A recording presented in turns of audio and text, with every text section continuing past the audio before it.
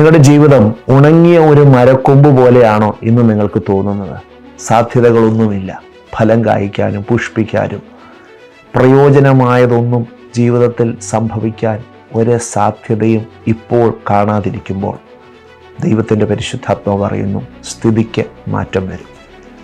വേദപുസ്തകത്തിൻ്റെ ചരിത്രത്തിൽ മുറിച്ചെടുത്ത ഒരു കൊമ്പിനെ ദൈവം ഒരു രാത്രി കൊണ്ട് തളിർക്കുകയും പൂക്കുകയും ഫലം കായ്പിക്കുകയും ചെയ്ത ഒരു സംഭവം സംഖ്യാപുസ്തകം 17-ാം അധ്യായം 8-ാം വാക്യത്തിൽ കാണാൻ കഴിയും.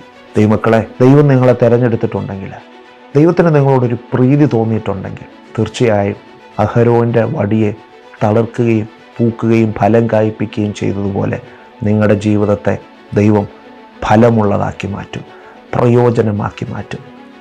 ഇന്ന് നിങ്ങൾ വെട്ടിയെടുത്ത ഒരു കൊമ്പ് പോലെ ഉണങ്ങിയ ഒരവസ്ഥയിലൂടെ കടന്നു പോകുമ്പോൾ സ്ഥിതി മാറ്റാൻ ദൈവത്തിന് അനേക നാൾ വേണ്ട കേട്ടോ, വർഷങ്ങളൊന്നും വേണ്ട. നിന്നെ ഫലമുള്ളവനാക്കാൻ ദൈവം തീരുമാനിച്ചാൽ ചില നിമിഷങ്ങൾ കൊണ്ട് സ്ഥിതി മാറ്റി എല്ലാവരുടെയും മുമ്പിൽ ഒരു അത്ഭുത വിഷയമാക്കി മാറ്റുന്ന ഒരു ദൈവത്തിൻ്റെ കരമുണ്ട്. ഇന്ന് ഈ സന്ദേശം നിങ്ങളെ ആ നിലയിൽ ബലപ്പെടുത്തട്ടെ. സംഖ്യ 17-18 ഇന്ന് വായിക്കാൻ മറക്കരുത്. അഹരോൻ്റെ വടിയെ ദൈവം തളിർക്കുകയും പൂക്കുകയും ഫലം കായ്പിക്കുകയും ചെയ്തു. ഇതുപോലെ നിങ്ങളുടെ ജീവിതത്തിലും സംഭവിക്കും എന്ന് വിശ്വാസത്തോടെ ഞാൻ പ്രാർത്ഥിക്കുന്നു, അങ്ങനെ കൽപ്പിക്കുന്നു. ദൈവം അത് ചെയ്യട്ടെ.